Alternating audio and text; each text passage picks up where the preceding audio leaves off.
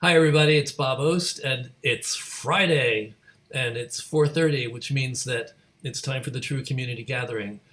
Next week, we're going to start going about a half hour later. So, starting next week, we're going to be starting these things at 5 o'clock with our introductions of the room, and then at 5:30, I'm going to start our conversation with our guest. Next week's guest is Quinn Lemley, who is a cabaret star who's successfully toured a wonderful one-woman show about Rita Hayworth and other things as well. And she's going to talk about how she's created years and years of success performing at major performing arts centers around the country. Today, we're going to be talking to another single and singular guest, Angelina Fiordellisi, who people know from the Cherry Lane Theater if they don't also know her from Star Trek and other acting gigs that she's done over the years. So we do this originally starting April 17th, 2020 as a response to COVID, as a way to have a place for everybody to come and talk about how frustrated they are being in isolation and what are we going to do and how are we going to be creative. And yet, over 73 or 4 of these conversations, it's become abundantly clear that many of us have managed to maintain our creativity and maintain our sanity during what we've been going through for the past year and a half. Now, we're entering a period where we are seeing the definite possibility of returning to some form of normal.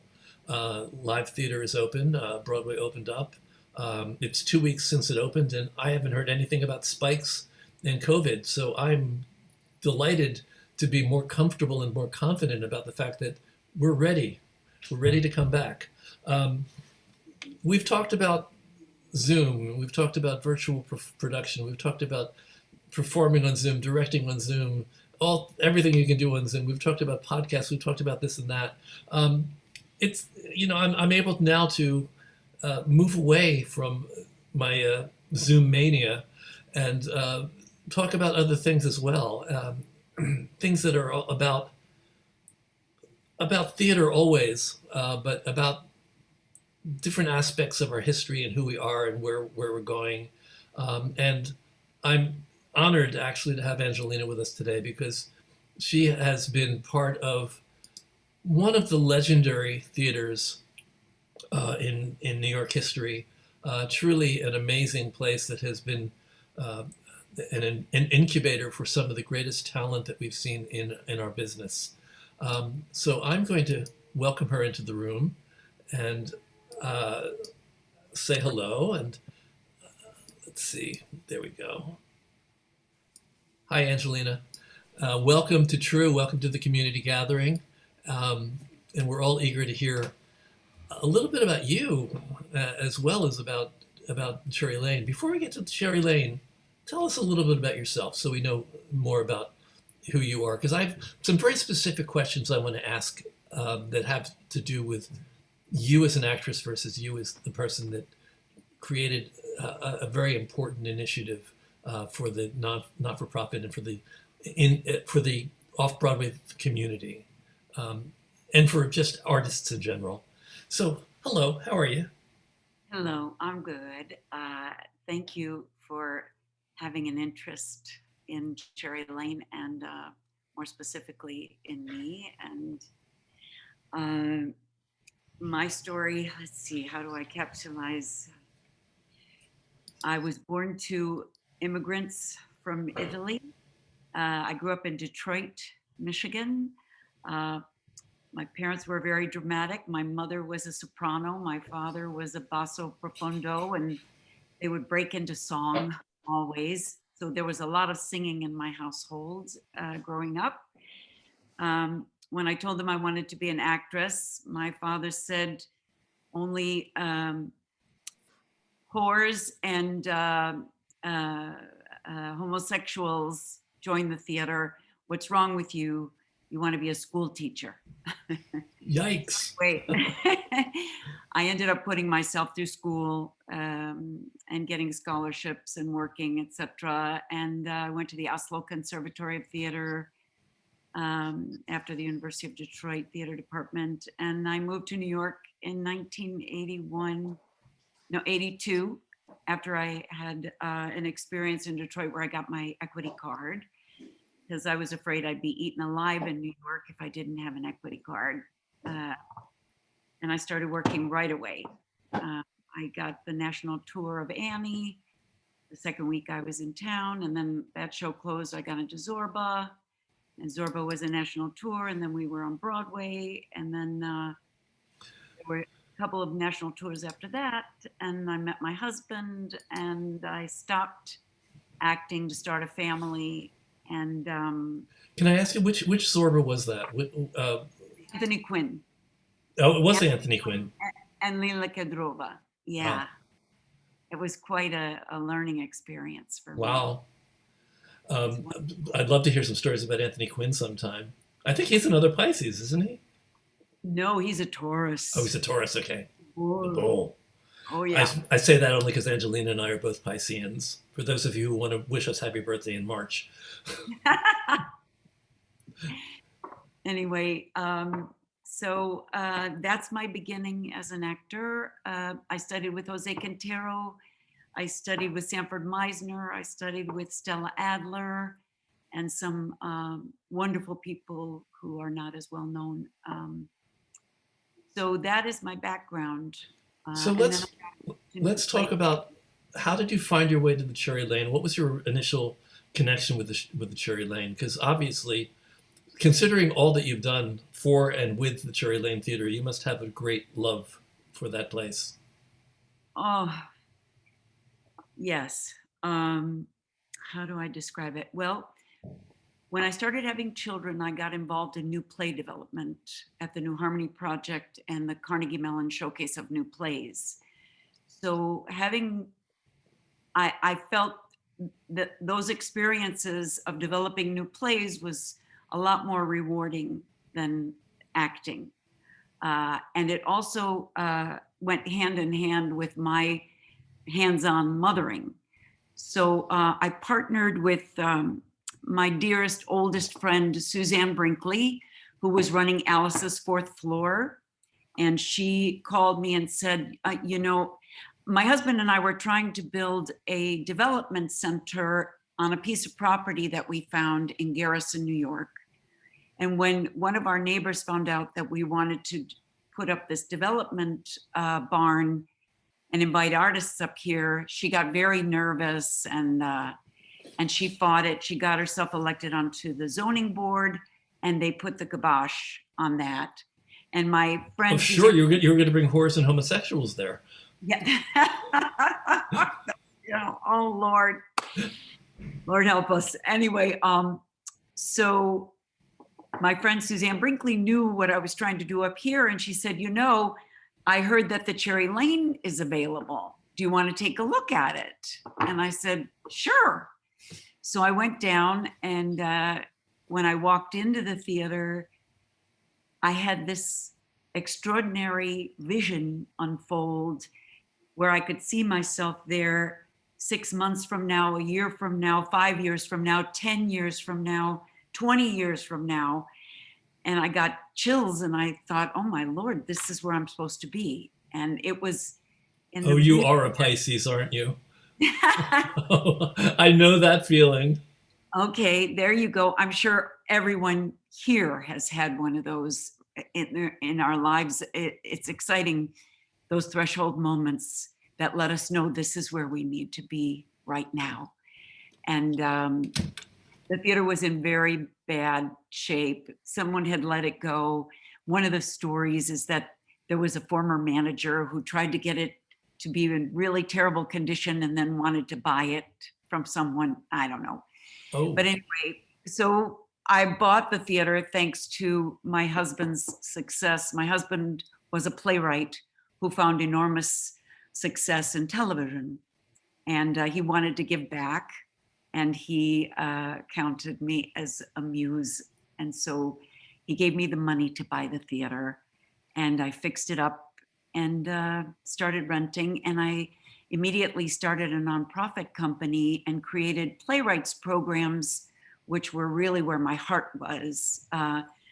I rented out the main stage theater and I created the studio theater to develop new American plays. Initially, that was the intent behind it. So let me ask you a little bit about the history of the before you found it. First of all, was it was in disrepair? So was it not being used at the time that you bought it, or were able to take it over? No, there was a former owner was Sharp, the Sharp family, and Randall Sharp, I believe, was the real estate person, and he had purchased it to support his daughter is the artistic director of Axis Theater, and she's a brilliant woman, theater maker, producer, artist, and so it was in their hands, and there were so many problems with it, and so many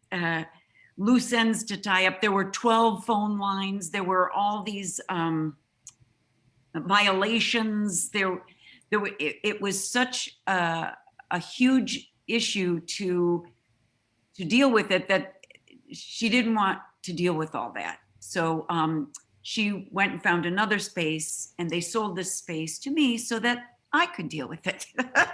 Lucky you. Yeah. But, because I had that vision, I knew I was supposed to be there.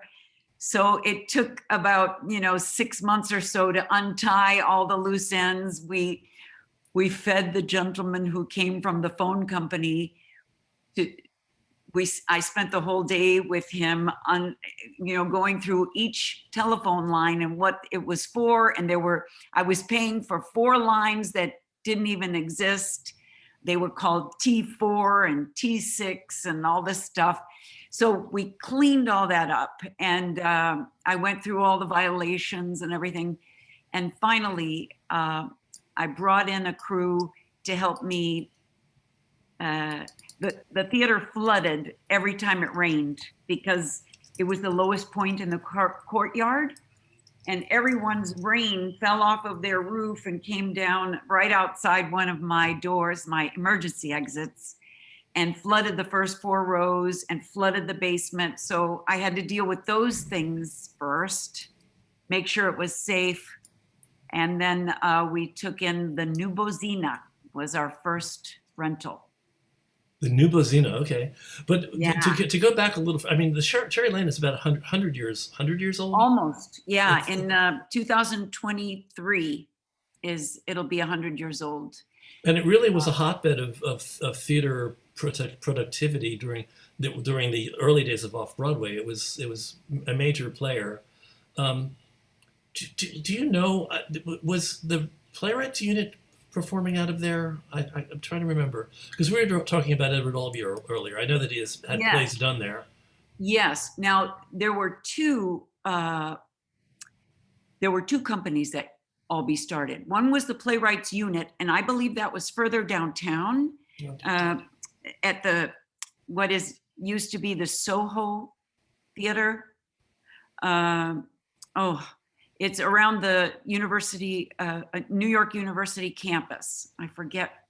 Oh, there's a Provincetown Playhouse was there. Provincetown Playhouse there, but this was another off-Broadway space that housed the Playwrights Unit. And then when Albee in the 60s came to the Cherry Lane, it was the Playwrights series. And okay. That's where, yes, that was in the 60s. They got a $198,000 grant to produce the work of emerging playwrights, Emmanuel Paluzzo, Kenneth Pressman, Sam Shepard, Leroy Jones, and I can't remember. I'm surprised Terrence McNally wouldn't have been in there somewhere. He was at one point. Yeah.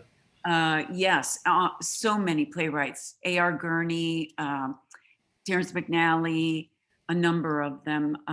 When I came to the city in 1975, oh dear, now people know how old I am. When I came to the city in 1975, the Playwrights Unit had just been had just ended because Richard Barr, who was the producer that was one of Albie's main producers, he he had discovered me. He discovered me as a playwright, and he said that if only the Playwrights Unit were still open, he would be producing my work. So I've always felt like I missed the boat. Ah, I was too late to the you're table. the next wave. You were just in the next wave. I was supposed to be in the next wave. Unfortunately, the next wave went kaput. But that's one of the reasons why I was very aware of the Cherry Lane from the first time I was in this city. I was always thinking of it as one of the great places for incubating new works and incubating new writers. And that's what I based the Mentor Project on, exactly what Albee had done, because they were actually producing the plays. At the time I came to the theater, there were a lot of playwrights were getting readings everywhere, but so few of them that were unknown were being produced. That's where we are today, and we've come full circle today. Yeah. Edward Richard Barr introduced me to Edward back then, and I sputtered. I could barely speak. I was in such awe of him. One of the great moments of my life was meeting Edward Albee, and his saying to me, I said, I just can't speak. I don't know what to say to you. He said, Bob, why can't two playwrights talk to one another? So that was the first thing he ever said to me. He was so generous. He loved young playwrights. I mean, he loved it. Yes. Playwright, and all the master classes that I was lucky enough to work with him for about 17 years. He was involved in Mentor Project, and he always held a private master class for the finalists. Wow. And I have them all on recordings. And the Edward Albee Foundation has given me permission to turn them into podcasts. Wow. So, my nonprofit, Cherry Lane Alternative, which I established to run Cherry Lane Theater, which is responsible for all the playwrights programs, etc. We're going to be creating podcasts out of those master classes. I have about 50 master classes, one from Sam Shepard as well, that we're going to be turning into podcasts. I'll subscribe. Let me know. All right. And it's pay what you can. I miss my conversations with Edward. Yes. He was quite a character. Yes, he was. I was there the day he got the letter that told him that he won the Pulitzer Prize for Seascape. I was with him. Oh, how wonderful. Yeah. So the thing I was heading towards, but you kind of answered it for me already. You were an actress. You were an artist. I'm a playwright. You found yourself running the Cherry Lane Theater. I found myself running this company. How did you balance everything for yourself, or did you really not miss the artistic side of it, the being an artist rather than being an administrator? Well, in the beginning, I really didn't miss it because I really found a new passion for new play development, and it went hand in hand with being a mother, because for me, the most important job that I had was being a mother, and the second most was being a wife. And then, came my passion for the theater. So I was able to put aside the artistic until I turned 60, which was 6 years ago. When I turned 60, I went, I've spent enough time pursuing other people's passions, and now it's time to be an artist again. And so I created a program called the Founders Project at Cherry Lane, where there was a slot in the theater that nobody wanted to rent because it wasn't a highlight of the season, And so I went, oh, well, there's nothing going on in the theater in May and June.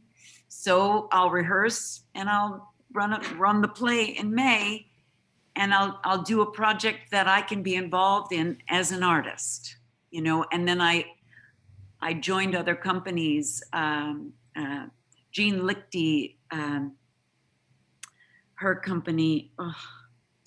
Anyway, she is a producer slash actress that does these amazing pieces. And someone mentioned The Traveling Lady. Austin Pendleton was always directing. He's a member of this company. And they wanted to join together and work on Traveling Lady, So doing a Horton Foote play was always on my bucket list. And then at our 2014 gala, or 2015 gala, it was like the 90th anniversary of Cherry Lane. I was standing with Israel Horovitz, Estelle Parsons, and Judith Ivey, and we were laughing and having such a good time. And I said to Israel, Israel, you need to write a play for Estelle and Judy, and let's do it at the Cherry Lane. And everybody said yes. And in the meantime, Israel came and saw me acting in a few pieces. And so he created a role for me in the play. And that's what started the Founders Project, was Out of the Mouths of Babes. And then I did the Chuck Mee play, First Love, which I've always loved. And I was after Chuck about it for so many years because somebody else always had the rights to do it.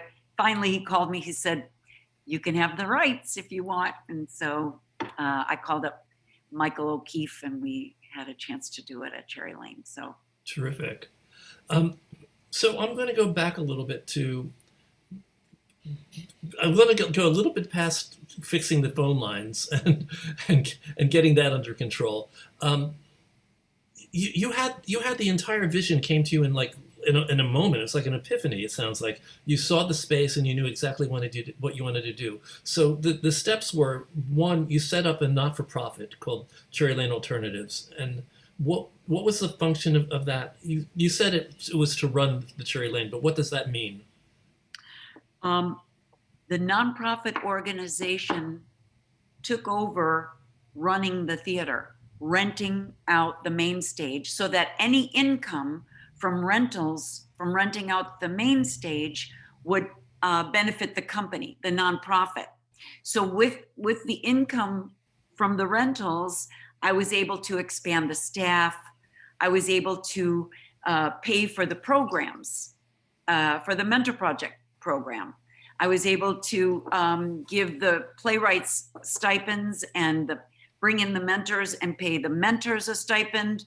And when we first started out, it was with $10,000, I could produce a play. I could produce a 2-week production of one of the playwrights' plays. And it was so exciting. What year was that $10,000? That was 1998. Okay. I remember 1998. Okay. Yeah, I got the theater in 96. I founded the nonprofit in 97, and I started the Mentor Project in 98. Yeah, and so because it was so inexpensive to produce, I created a lot of programs. I created, when I saw, I had a nominating committee. Someone mentioned, I wrote down her name. Someone mentioned how hard it was when you get all these submissions. I knew that I think it was Zila. Our staff was so small that we could never have an open door policy. So what I did was I went across the country and engaged literary managers at theaters to send in nominations. So I had a nominating committee, and that may help because I couldn't possibly read the thousands of plays that would come in. So I had a 30-person nominating committee, and they each were able to send 1 to 3 plays. And my 2 people on my staff and I would read through all the plays, about approximately 100 plays. And then I would take it and break it down to the A list of plays and try to match them with the mentors. and send several to this mentor and send several to this mentor. And then we would blind submit them. So they didn't know if it was a woman or a man or transgender, BIPOC. No one knew who had written the play. And then they would pick the play that resonated most for them, or that they feel they could really support and help this playwright. If they felt moved to help the playwright, then they would select the play. So does that answer your question? I'm like, well, it answers. Yeah, it answers some. But yeah, basically, I was trying to find out how all-consuming this was for you to take on this project. So basically, it's a multi-tiered initiative that you took on. First of all, you had to renovate a theater and make it workable. You also had a vision for you created a new theater within the space, didn't you? yes. There was an empty room off of the lobby that was filled with sawdust and old restaurant equipment and no lights, and it was kind of a mess. And I got a crew in to clean it up, and I painted it white. At the time I put lights in, and I thought, this is going to be a little 60-seat black box theater. I knew it would be a little birthing center for new plays. And one of the most exciting things in my entire career, in my life, happened that right after I cleaned that room up. It was the first year of Mentor Project. And at the time, all the mentors and Albee would come to the first read through of the plays, and the playwright would read their own play. So I was sitting around the table with, oh, my heart just pounds when I think of it.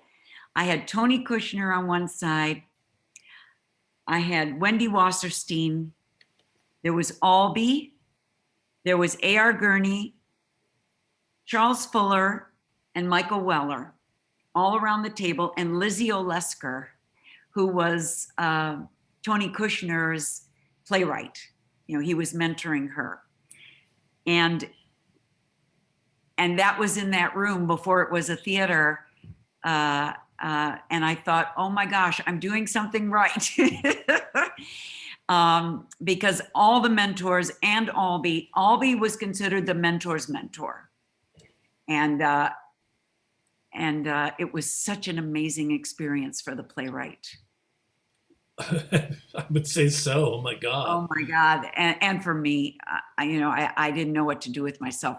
I was so starstruck, especially with Tony Kushner, because, as a mom, I'm reading his plays. It's back when, remember that there was a company that would send you all the new plays that were being done in New York, either off-Broadway or on Broadway. I forget what it was called, but I belonged to this club, and they sent me Angels in America.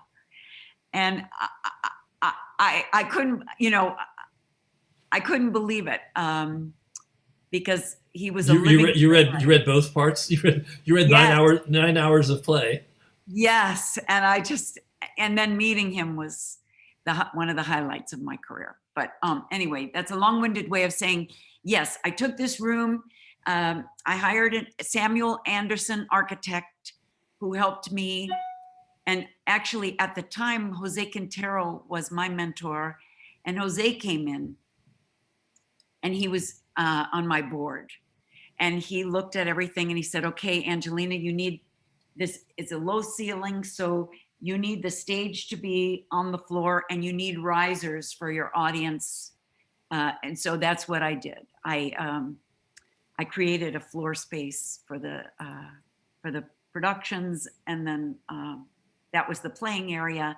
And I had Christine Quinn and Virginia Fields gave me the funding to have retractable seating in the studio when I first built it. So you do realize how extraordinary what you did is. You do get that, right? Do every now and then you pitch yourself and say, "Did I do that? Did I really do that?" It's extraordinary. Well, you know what? At the time, I just I just had the motivation to just do it. I had the vision and the impetus. If I had these playwrights sitting around a table, I knew I was doing something really right. And so I just kept going. I had so much energy because I was home with my kids for 7 years. I and so I had so much energy. I was in my 40s and I could do it. I just I had the impetus, I had the energy, and I just plowed through it. So many people have the impetus and the energy, and they don't have the results that you had. It's just breathtaking, Oh, what you did. Um, thank you. I don't know if it was breathtaking or foolhardy. well, they're not mutually exclusive necessarily. Breathtakingly foolhardy, or Yeah. yeah, There you go.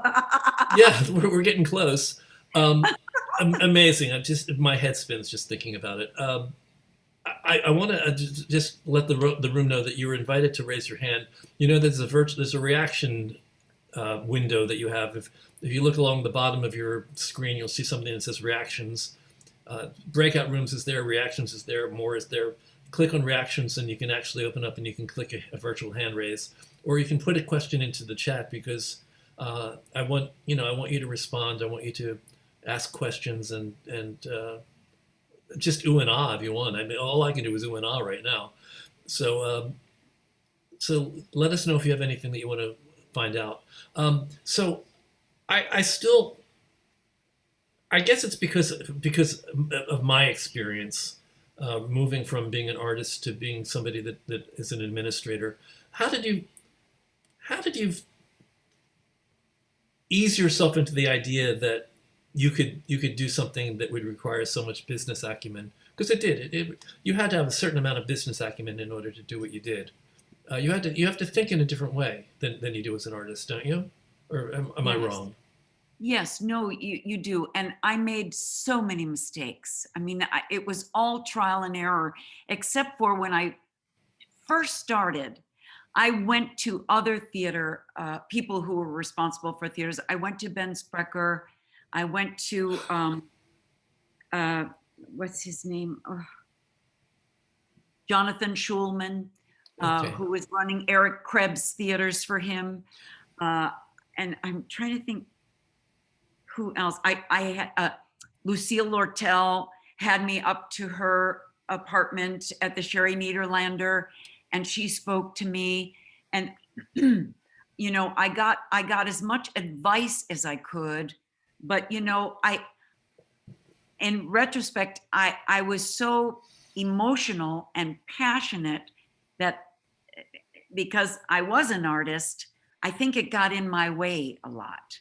And I think that, I made so many mistakes, and also I was so myopic when it came to my responsibility at the theater and then my responsibility to my children. So I was only there or there. I didn't network.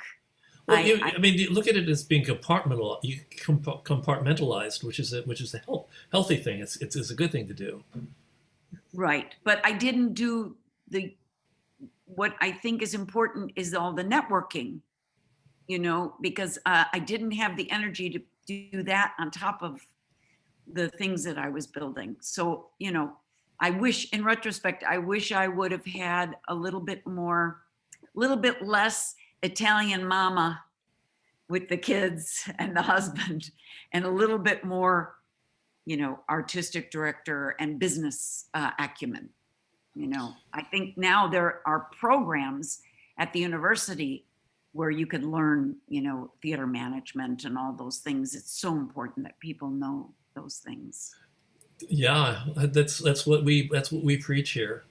I basically am constantly telling artists that not to be afraid to think like a business person when you need to. It's a good Absolutely. skill to have. Um, so let's move up to now. What happened with the Cherry Lane? What is happening with the sale of the theater, and what does the future hold for it? Well, at the moment, we're disappointed that the contract that the buyer had signed 2 days before the closing asked for an extension. And so, of course, I did. But, my staff, my poor staff, they were told that they would be done with their jobs on September 3rd because the new party interested in buying the theater was not going to hire my staff. They had their own notion of what to do. So when they decided not to close on September 3rd, I thought, oh my Lord, what am I going to do? I approached my staff, and they gave up their other jobs to stay with me one more month. October 4th, we were going to close on October 4th. So the potential buyer had until September 17th to close and say, okay, we're going to close and take occupancy October 4th, because I wanted my staff to have at least another month. Well, 2 days before the 17th, on the 15th, I was told that someone did a new appraisal of the building and it wasn't worth what they said it was worth, et cetera, et cetera. So it fell through. The sale fell through. So I told my staff, my night staff in particular, I told them that the sale fell through. I understood if they wanted to take other jobs, but if they would stay with me, I would agree to keep them at least until January 1st. And so they know they have a job till January 1st. And I'm trying to get all my ducks in a row, and I'm going to put the Cherry Lane on sale in the open market. I hadn't up until this point. I was being very specific with just a few people that I thought might be interested. I had 3 different parties interested. I settled on one, and it didn't, but they're still interested. I'm tired, I would think so. I'm a certain age now, and it's time.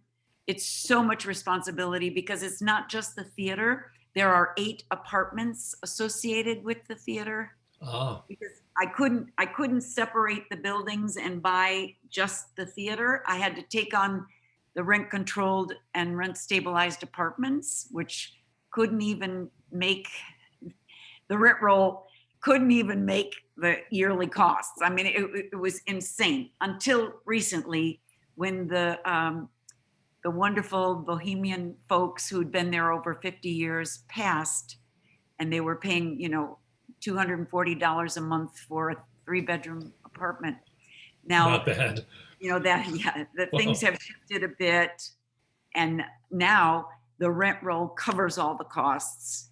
And anyway, it's 2 brownstones that are connected, and the ground floor of the brownstones are my lobby and my studio theater. So these apartments, there are 3 apartments above the lobby that are rent stabilized, and the 3 apartments above the studio were rent controlled until the owners passed, which they had over the last 10 years or so. They were wonderful people. Don't get me wrong. Kim Hunter, God bless her. They all wrote checks to support the theater. Kim Hunter came and did readings for us. She came to everything that we did. I mean, I loved those people. They're wonderful. But and now Are you saying that Kim Hunter is one of your tenants? She was. Oh my Yes. God. Yes. This just gets better and better. Yes, she was a tenant for like 55 years. She was there. God love her. And one of my staff members who I gave an apartment to was there, and Kim was not alone when she passed.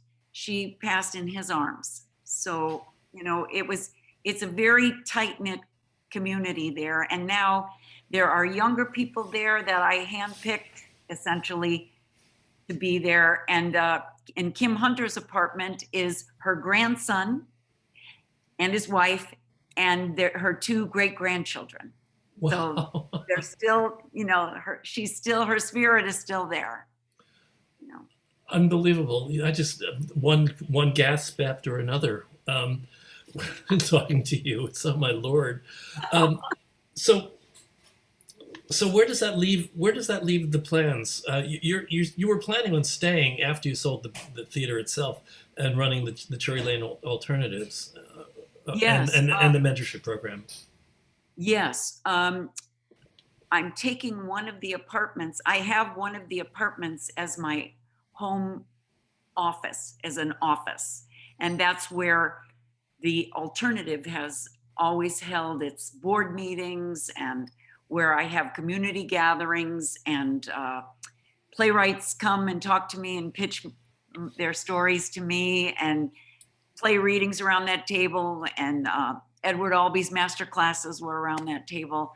So I'm going to keep that and keep the programs and minimize our activities. We're not going to produce major productions anymore.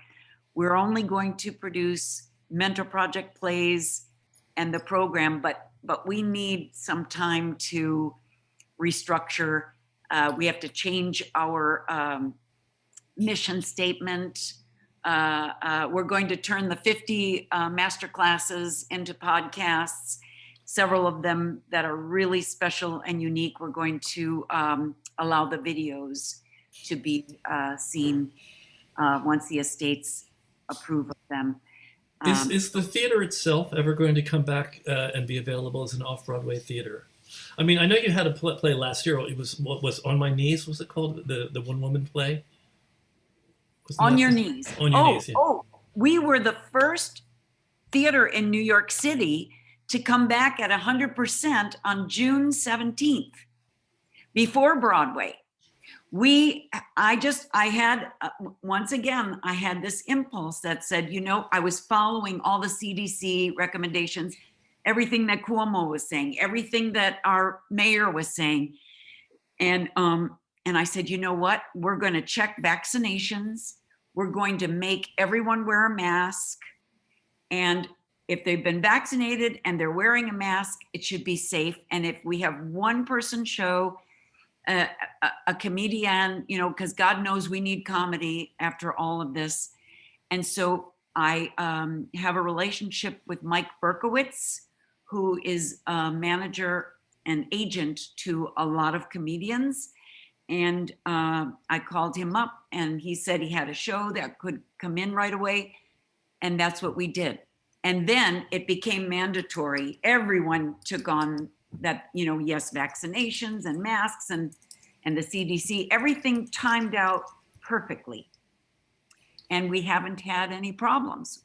We have a protocol, a very serious protocol to sterilize everything every night after performance. Oh, good. I was going to ask you about that. And how about your HVAC system? Is it your filtration system? Yes, we got the special,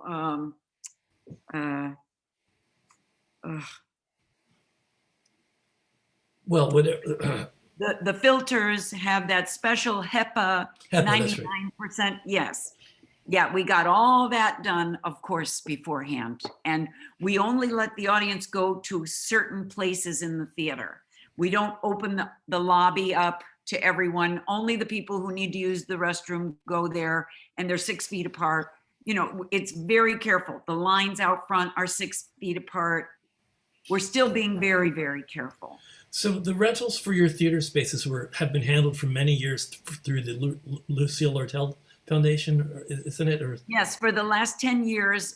George Forbes has been a friend of mine for over 30 years. I met George when he was Lucille Lortel's assistant. And then she put him through business school and so on and so forth. I mean, I love George. He's like, a really dear old friend. Yes. And so when in 2010, I had a mass exodus of my board. We had gotten to a point where we lost a lot of funding. We didn't have the audiences that we had. it was the recession of 2008 finally hit us in 2010.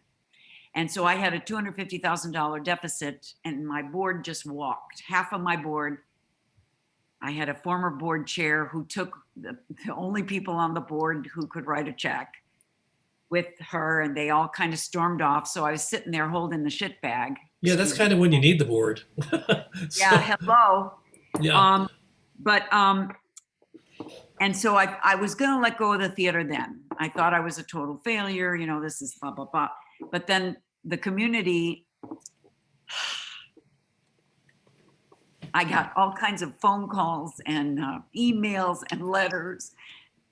And people showed up at the theater and said, "What are you doing? How can we help you?" You know, and George Bailey. You were yeah, George Bailey. It was one of those. And I said, "Send me your rentals, send me rentals." And so in 2 years with the rentals, I paid off my debt and I could go back to my programming. And that's when George said, "You know what? I can help you. Let me manage for you." So I said, okay. You know, so the Lortel Foundation was managing, because at the time, everybody who had an off-Broadway show was calling George because they wanted to get into the Lortel. And George is, you know, he's on so many committees and he's on the Chamber of Commerce, and everyone calls him when they need a theater. So it was really a great thing. So he was managing and renting out my main stage. And so I had the studio for my programs. And then when our programs were not in session, we were renting out the studio as well. So that's how that happened. No, yes. I thought I had read that the Lortel Foundation was no longer renting your rental agent. Are they back, or what's happening? Well, they were trying to buy the theater. They were going to buy the theater, and it fell through. But they're still managing. We are. Okay. I've asked them to continue managing, and they've offered to continue managing, and they're still interested in buying the theater. It all depends now on what happens when I put the theater on the open market. So the future has certain constants that are going to be in place. I mean, you're going to be doing the mentorship program. That's continuing. That nothing's stopping there. Oh, I should have asked you this earlier. How did COVID affect you? What happened last March 15th, March 13th? You had a play that was supposed to be opening. Yes. A beautiful play by Nathan Youngerberg. Nathan? Oh, I didn't know that. I love Nathan. Oh my God, I love him too. If you ever get a chance, read East Side's Table. That was in my Mentor Project program. The same year Passover was in the Mentor Project program, which is now running on Broadway. But yep, you seem to keep doing things right. Well, East Side's Table was so close to my heart. We were just beginning tech. I had the set in, and so financially, was that a blow? And were you able to apply for the SVOB? Yes. Local government and the bank has been terrific to me. They helped me recoup a lot of my losses, and the PPP loan from Signature Bank helped me so that I could hire staff, and all these amazing people who were working on Broadway now, who I could not get to work for me. The main person being Sean Gorski. Sean Gorski was my production manager, both in the studio and the main stage, for about 5 years. Now he's super huge. He's on Broadway doing all kinds of things, but he was out of work. So I pulled him in. I could give him a job, and he helped me upgrade the studio theater. He did an amazing job. I had all kinds of electrical problems in there. People who were renting the theater were jerry-rigging things, and it was in such a state. And so I was able to hire him and two of his crew to completely renovate the studio theater, and now it is in such amazing shape thanks to the PPP loan and thanks to the fundraising we did at the end of the first year of COVID. Last December, we raised $40,000 so that we could upgrade the studio theater. And it was, and anyway, so some parts of COVID were a real blessing because we finally had the time when no one was renting, everyone was being very careful because of the pandemic, that it afforded us the time to really fix things that we never could because it was one rental after another. It was hard to take the time to really do it right and to have the staff in place who could really do it, the way it should be done. You're amazing, just amazing. Don Gorski is amazing. Well, you know what? You're amazing because you find amazing people. Amazing seems to attract amazing. So lucky. Yeah. I am so lucky there.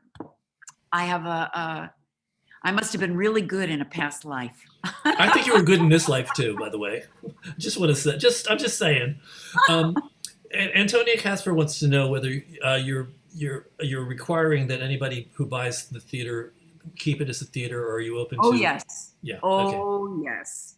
It will go to individual. Yeah. I've already turned away dozens of individual contractors and so on. It's like no, because and sometimes I wonder if the universe is conspiring to keep me there until the 100th anniversary. Oh dear.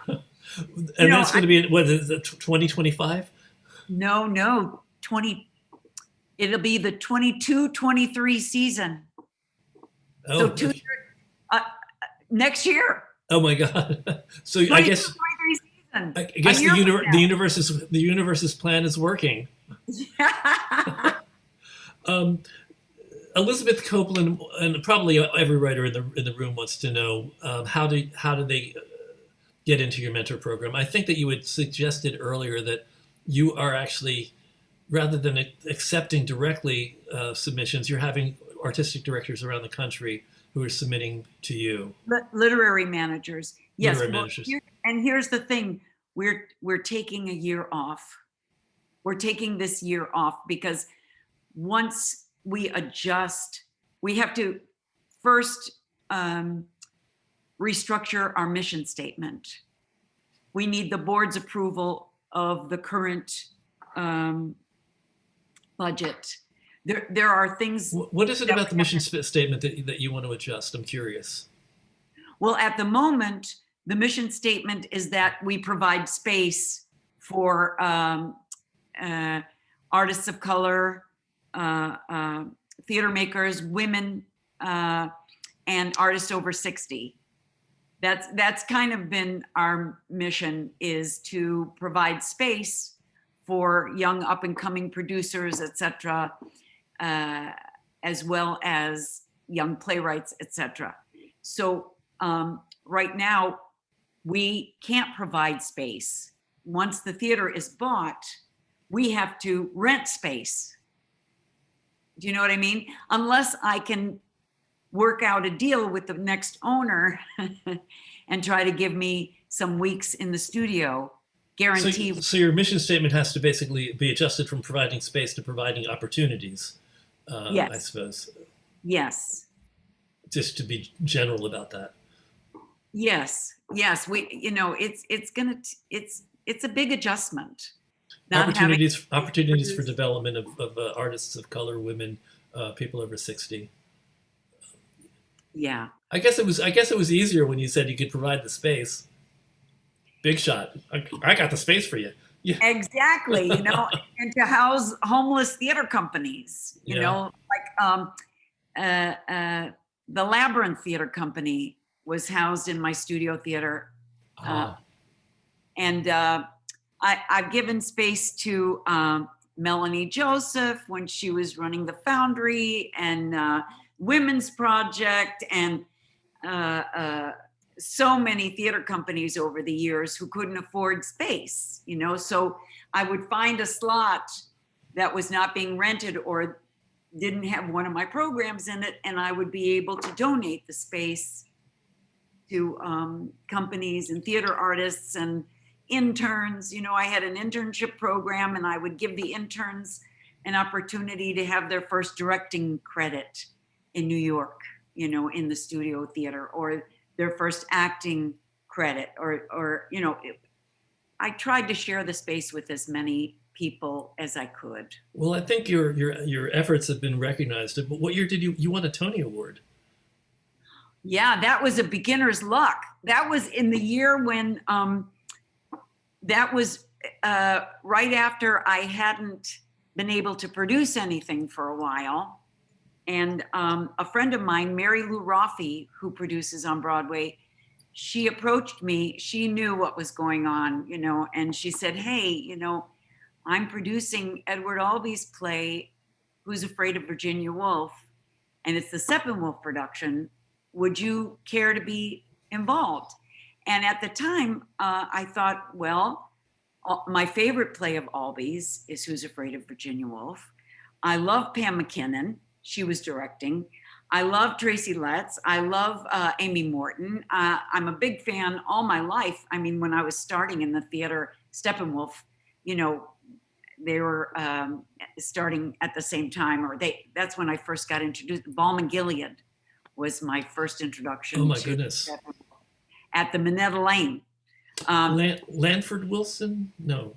Was that Balm and Gilead? I know Yeah. the play. Yeah. Yeah. I saw it. Yeah, with that 20-minute monologue that Laurie Metcalf did. Yeah. Oh my God. Anyway, so I have chills just thinking about that production. So to me, it was a win-win situation, and it wasn't too far out of my budget, and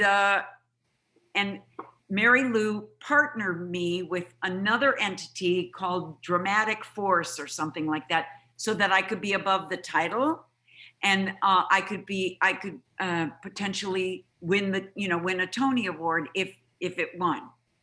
So I said, okay, sure. And I went to the marketing meetings, and I met Jeffrey Richards, and I was sitting there, and they asked for input, but what did I know about Broadway? All I knew was about the artists that I believed in, and I was lucky. It was beginner's luck, It won the Tony for Best Revival that year, and it won a Drama Desk, and it won a Drama League, and it won the Outer Critics Circle Award. It was really exciting, and I thought, that's my payback.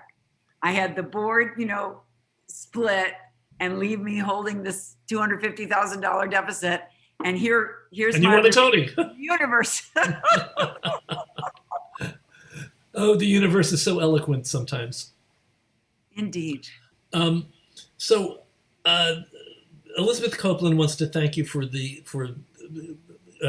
acknowledging artists over 60. I mean, I'd like to thank you for that as well.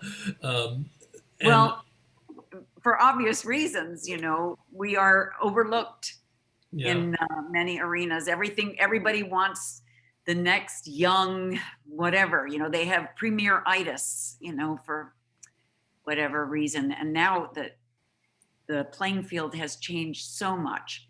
And now everyone understands that BIPOC artists need more expression. And if you look at my track record, especially in the Mentor Project, you'll see that I've always been more interested in stories by artists of color and immigrants. I'm an immigrant daughter, so the immigrant story is very close to me and important to me. Well, thank you for that. We're all becoming more aware of the need for change. I'm constantly dealing day after day with sort of divesting myself of pieces of white, what is it called? White privilege. and the assumptions. We're doing a whole initiative right now to try to wake everybody up a little bit and try to find ways of shaking things up a little bit. And one of the things that I always talk about, and you probably know this as well, when you're looking for multi voices, many other voices in your lineup, you need readers who understand and relate to them. If you have readers who don't get it, then you wind up not finding the voices that you're looking for. So that has always been a struggle for me, trying to find readers who can appreciate other rhythms, other ways of telling stories, other ways of looking at things, and just the other in general. We're working at it. There's a lot more work we all have to do. I want to see if there's any other questions. Chima, thanks you for introducing him to so many artists. And Chima. And Paul, thank you, and everybody. Okay, so I don't see any questions. So I'm just going to do my thank you to my YouTube viewers. Thank you, YouTube viewers. Thank you for joining us. I hope that you'll consider joining us live when we do these things on Fridays at 5 o'clock. Starting next week, it's going to be 5 o'clock. And we welcome you and welcome you into the community. We do this as a labor of love, obviously. We also have to pay bills. So pay as you can, yes. Pay as you can if you can. If you can't, come join us anyway. But if you can make donations, it helps us. It keeps us going. So remember that we're at easy to remember trudonate.com. trudonate.com if you want to make a donation to us and help us do this work that we're doing here. Thank you, Angelina. It's a joy meeting you. Thank you, Bob. That's so sweet of you to care about it. You know, this journey, you know, it has been so marvelous. And I also know it's time, it's time for this chapter to close. Both my kids live in California now and soon to be having grandkids, you know, so I want to be free to enjoy that part of my life. So promise me one thing. When you start your podcast series, you'll send me a link so that I can share it with my community so that they can all hear the podcasts. Absolutely. Absolutely. If you join our email list, you'll get news. You'll be the first to know. Well, I'm on your email list. I've been on it for years. So okay. All right. Well, you'll know as soon as we're there. You'll get it.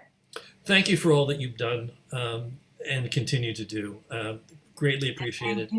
Thank you for all that you do, Bob, and all of you artists. Amazing people.